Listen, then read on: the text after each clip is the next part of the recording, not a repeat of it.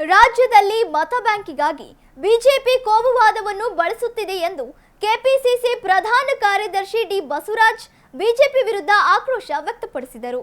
ಸುದ್ದಿಗೋಷ್ಠಿಯಲ್ಲಿ ಮಾತನಾಡಿದ ಅವರು, ಚುನಾವಣೆಯಲ್ಲಿ ಸೋಲು ಕಂಡಿದ್ದ ಬಿಜೆಪಿ ಅಭ್ಯರ್ಥಿಗಳು ನಿಧಾನಗತಿಯಲ್ಲಿ ಜನರನ್ನು ತಮ್ಮತ್ತ ಸೆಳೆಯಲು ಯತ್ನಿಸುತ್ತಿದ್ದಾರೆ.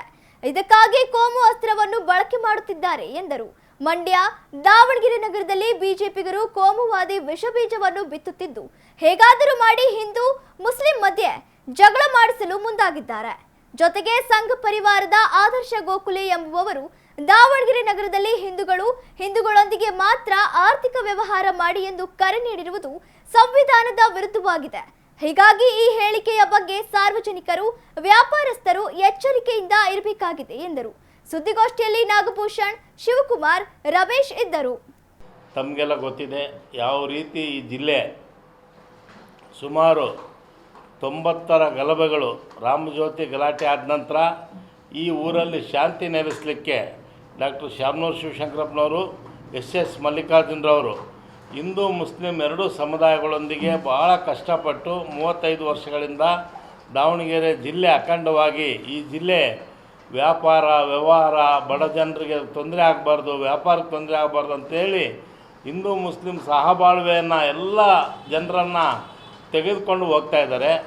ಅದೇ ರೀತಿಯಾಗಿ ಈಗಲೂ ಸಹ ನಮ್ಮ ಜಿಲ್ಲಾ ಸಚಿವರು ಎಸ್ ಮಲ್ಲಿಕಾರ್ಜುನರವರು, ಶಿವಶಂಕರಪ್ಪನವರು ಹಿರಿಯ ಶಾಸಕರು ಇವರ ನೇತೃತ್ವದಲ್ಲಿ ಜಿಲ್ಲೆಯಲ್ಲಿ ಒಳ್ಳೆಯ ಒಂದು ಆಡಳಿತ ನಡೀತಾ ಇದೆ.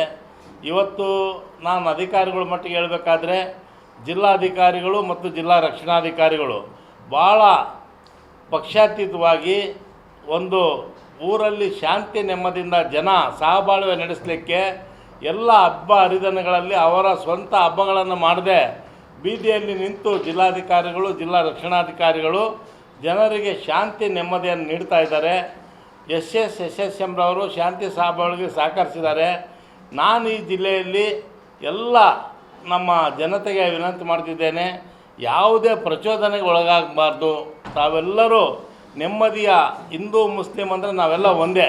ನಮ್ಮನ್ನು ಬೇರೆ ಬೇರೆ ಮಾಡಲಿಕ್ಕೆ ಕೆಲವು ಕೋಮುವಾದಿಗಳು ಈಗ ದಾವಣಗೆರೆ ಜನ ಸಾಕಾಗಲ್ಲ ಅಂತೇಳಿ ಇಂಪೋರ್ಟ್ ಮಾಡ್ಕೊಳ್ತಾ ಇದ್ದಾರೆ. ಅವನು ಯಾರೋ ಒಬ್ಬನು ಆದರ್ಶ ಗೋಕಲೆ ಅನ್ನೋದು ನಾನು ಪತ್ರಿಕಾಗೋಷ್ಠಿಯಲ್ಲಿ ನಾನು ನೋಡಿದೆ. ಆ ನಾವು ಪತ್ರಿಕೆಯಲ್ಲಿ ಬರೆದಿರೋದು ನೋಡಿದೆ. ಆತ ಹೇಳಿದಾನೆ, ಹಿಂದೂಗಳು ಯಾರು ಅಂದರೆ ಅನ್ಯ ಕೋಮು ಅಲ್ಪಸಂಖ್ಯಾತರ ವ್ಯವಹಾರ ಮಾಡಬೇಡ್ರಿ, ಆರ್ಥಿಕ ದಿಗ್ಬಂಧನ ಮಾಡಿರಿ. ಎಷ್ಟು ಜನಕ್ಕೆ ದಿಗ್ಬಂಧನ ಮಾಡ್ತಾರೆ? ಇವತ್ತು ದಾವಣಗೆರೆಯಲ್ಲಿ ಲಕ್ಷಾಂತರ ಮುಸ್ಲಿಂ ಸಮಾಜದವರಿದ್ದಾರೆ. ಆ ಲಕ್ಷಾಂತರ ಜನರ ವ್ಯಾಪಾರ ಬೇಡ ಅಂತ ಯಾರಾದರೂ ಅಂಗಡಿಯವ್ರು ಹೇಳಿ, ಇವ್ರ ಮಾತು ಕೇಳ್ಕೊಂಡು ಇವತ್ತು BS ಬಟ್ಟೆ ಅಂಗಡಿಯವ್ರು ಹೇಳಿ, ಬೇರೆ ಬೇರೆ ಹೇಳಿ ಯಾರಾದರೂ ಹೇಳೋಕ್ಕೆ ಸಾಧ್ಯನಾ? ಗೌಡ್ರು ಜಯದೇವಪ್ಪ ಇರುತ್ತೆ, ಅಂಬರ್ಕರ್ ಪಂಪಣ್ಣರ ಅಂಗಡಿಗಳಿದ್ದಾವೆ, ಇವತ್ತು ಅನೇಕ ಹೋಟೆಲ್ ಉದ್ದಿಮೆಗಳಿದ್ದಾವೆ. ಯಾರಾದರೂ ಹೇಳ್ಬಿಟ್ರೆ ಇವ್ರ ಮಾತು ಕಟ್ಕೊಂಡು ಅವರು ಆರ್ಥಿಕವಾಗಿ ಇವತ್ತು ತೊಂದರೆಗೊಳಗಾಗ್ತಾರೆ. ಇವತ್ತು ಈ ರೀತಿ ಆದರ್ಶ ಗೋಖಲೆ ಇರ್ಬೋದು, ಅವನು ಯತ್ನಾಳ್ ಅನ್ನೋನಿಗಿನ್ನೂ ತಲೆ ಮಾಸಿಲ್ಲ, ವಯಸ್ಸಾಗೈತೆ ಅಷ್ಟೇ. ಏನು ಹೇಳಿಕೆ ಕೊಡ್ತಾರೆ ಅವರೆಲ್ಲ, ಯಾರು ಏನು ಮಾತಾಡ್ತೀವಿ. ಆಮೇಲೆ ಆ ಪ್ರತಾಪ್ ಸಿಂಹ ಅಲ್ಲಿ ಮೈಸೂರಲ್ಲಿ ರಿಜೆಕ್ಟೆಡ್ ಪೀಸು. ಈ ರೇಣುಕಾಚಾರ್ಯ ಬಗ್ಗೆ ಹೇಳೋದೇ ಬೇಡ, ನೀರಿಲ್ದಿದ್ದರೂ ದೋಣಿ ಓಡಿಸ್ತಾರೆ. ಅಂಥ ಜನಗಳೆಲ್ಲ ಸೇರ್ಕೊಂಡು ದಾವಣಗೆರೆಯಲ್ಲಿ ಆಗಾಗ ಶಾಂತಿ ಕದಡಲಿಕ್ಕೆ ಇವತ್ತು ಬರ್ತಾ ಇದ್ದಾರೆ. ಇದನ್ನು ಅತ್ಯುಗ್ರವಾಗಿ ನಾವು ಖಂಡಿಸ್ತೀವಿ.